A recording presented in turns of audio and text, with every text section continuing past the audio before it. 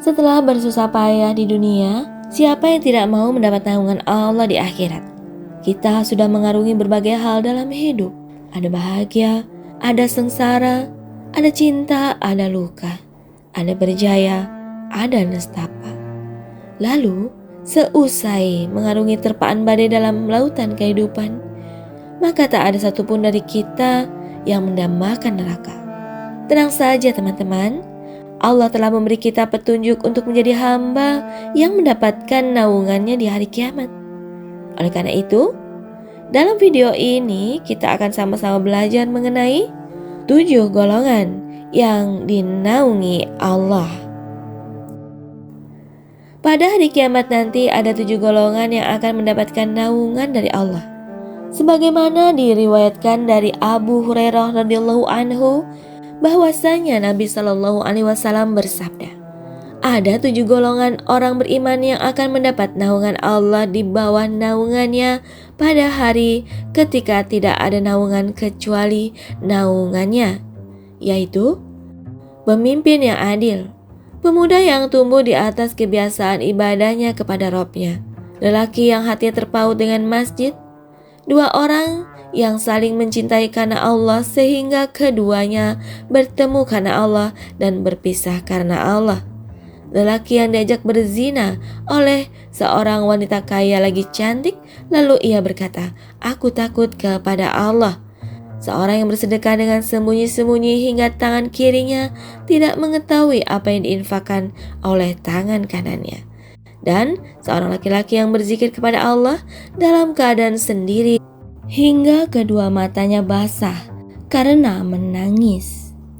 Masya Allah.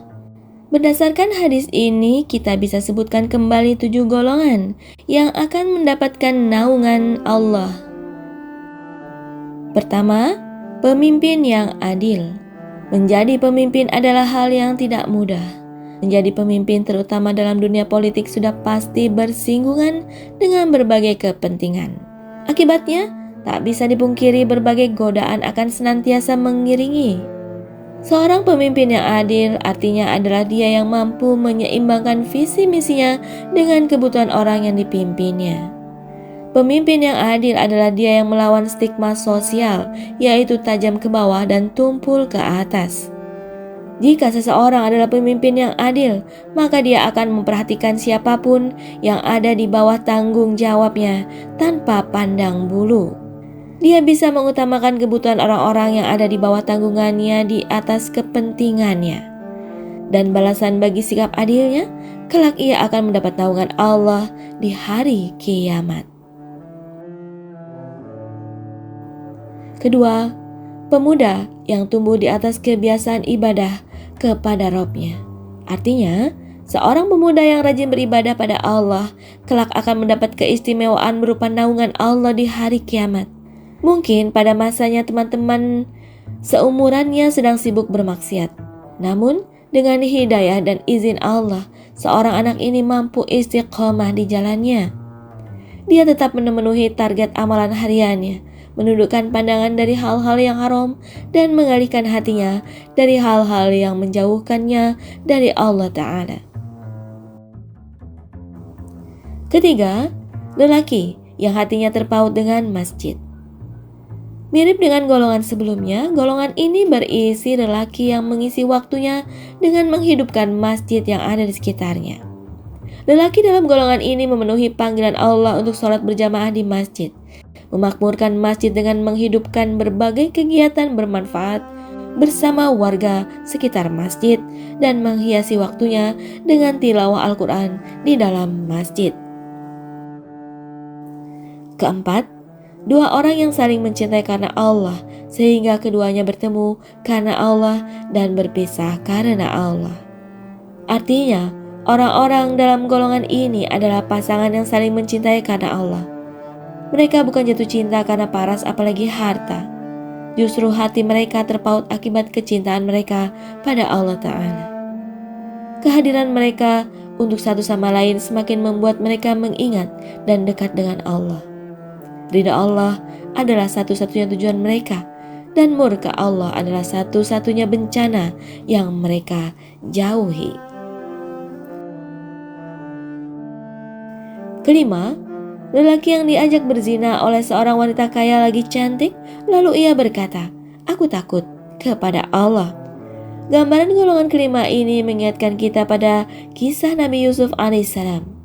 Jika seorang laki-laki soleh diajak oleh seorang perempuan yang cantik dan bergelimang harta, namun ia menolaknya akibat ketakutannya pada murka Allah Ta'ala, maka ia termasuk dalam kelompok orang yang dinaungi Allah di hari kiamat. Masya Allah. Keenam, seseorang yang bersedekah dengan sembunyi-sembunyi hingga tangan kirinya tidak mengetahui apa yang diinfakkan oleh tangan kanannya. Golongan keenam yang dimuat dalam hadis ini cukup menggambarkan godaan kita di masa kini. Di tengah maraknya tren untuk memposting kegiatan apapun, bahkan termasuk sedekah di media sosial, maka orang yang bisa menahan dirinya dari menunjukkan sedekahnya akan mendapat balasan yang istimewa. Jika tangan kiri saja dianalogikan untuk tidak tahu sedekah kita, apalagi dengan orang lain. Beratnya godaan dari riya ini sejalan dengan balasannya. Karena balasan bagi orang yang bisa menahan dirinya dari godaan untuk menunjukkan harta yang ia sedekahkan adalah naungan Allah di hari kiamat. Masya Allah. Ketujuh, seorang laki-laki yang berzikir kepada Allah dalam keadaan sendiri hingga kedua matanya basah karena menangis. Golongan ketujuh dari orang-orang yang dinaungi Allah adalah laki-laki yang hati dan lisannya senantiasa berzikir saat dirinya sedang sendiri. Jika berzikir di tengah majelis atau di hadapan banyak orang adalah hal yang biasa, maka menundukkan hati untuk berzikir di saat sepi dan sendiri ternyata bernilai lebih istimewa di mata Allah.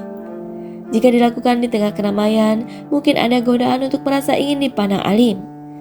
Namun jika seseorang berzikir saat tak ada seorang pun yang melihatnya, maka saat itulah ia benar-benar ikhlas berzikir untuk Allah. Dia tidak mengharapkan pujian manusia, melainkan keridhaan Allah Azza wa Jalla. Oleh karenanya, mereka yang berzikir di kala sendiri akan mendapat naungan Allah di hari kiamat. Masya Allah. Teman-teman, pada hari kiamat kelak seluruh manusia akan mencapai puncak keletihan dan kepayahan yang begitu berat. Pada hari itu jarak matahari dengan manusia sangat dekat, kira-kira hanya 1 mil, hingga manusia merasakan puncak kesempitan dan kesengsaraan yang tidak ada yang mengetahuinya kecuali Allah Ta'ala. Akan tetapi, dalam kondisi tersebut ada segolongan manusia yang mendapatkan naungan rahmat dan kenyamanan dari arsy Allah.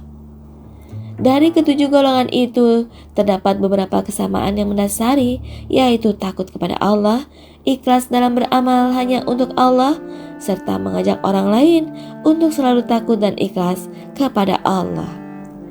Dan berkaca dari hadis ini, semoga kita semua bisa termasuk di antara golongan orang yang dinaungi Allah di hari kiamat. Jangan lupa bersyukur, jangan lupa bahagia hari ini. Sampai jumpa.